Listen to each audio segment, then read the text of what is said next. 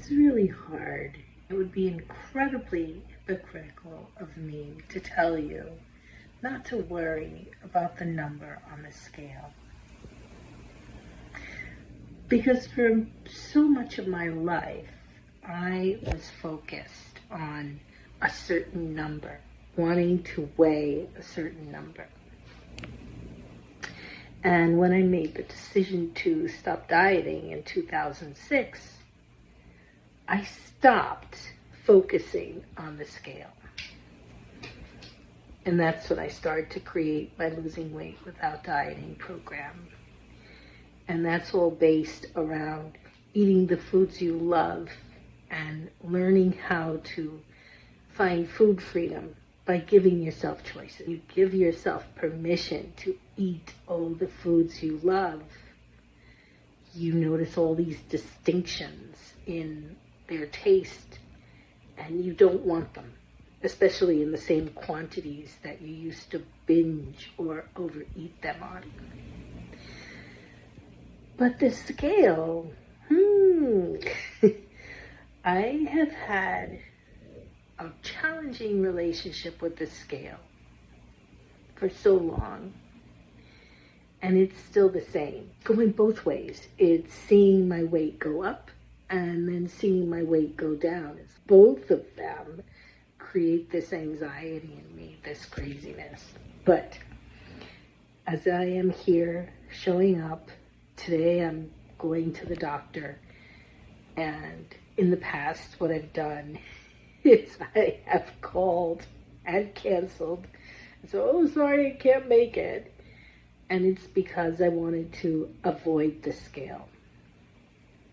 And the last time that I saw my doctor was way before my father passed away in June. I think it was February when I saw her. I had lost 12 pounds. And my weight has gone up and down. And grief has been a big part of that. Last year, when my sister-in-law died, she was the third person who died. First, it was her husband, who I took care of up until the day he died, and my mother-in-law, who I took care of until the day she died.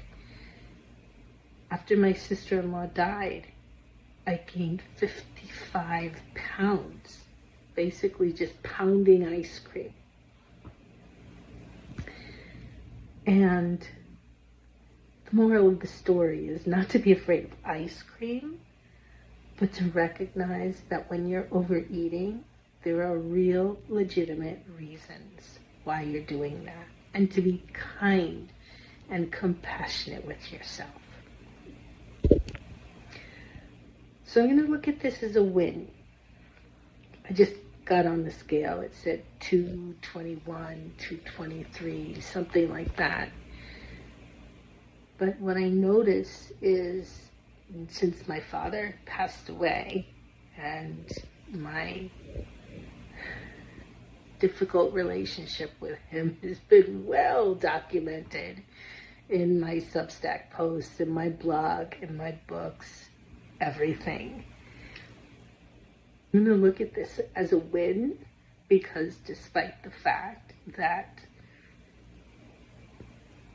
I feel deeply saddened and conflicted about his death, it didn't manifest in a huge weight gain, which means that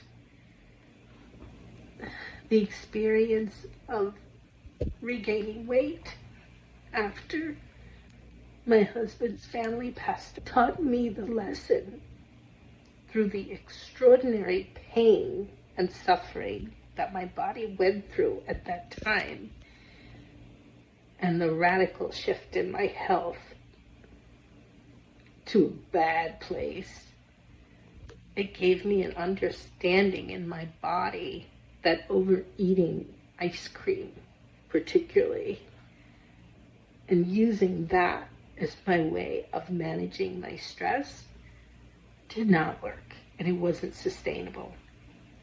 And I'm not afraid of ice cream. And right now there are 2 pints of Ben and Jerry's in the freezer. And I have Milk Duds and Entenmann's cakes and a few other things. It's pretty standard in my home to have a permission-based approach to eating. That's just the way things are. And this is how I lost 67 pounds after my husband's death. It's the same thing that I did with my clients when I created my Losing Weight Without Dieting program. So my message to you is whatever challenge you face, just move forward. Just move, take that next step forward. And think of me kindly as I face the doctor today and feelings of going back on the scale. Even though it's her scale and not my scale, doesn't much matter. It's still like judgment. So anyway, carry with you that being able to choose gives you freedom.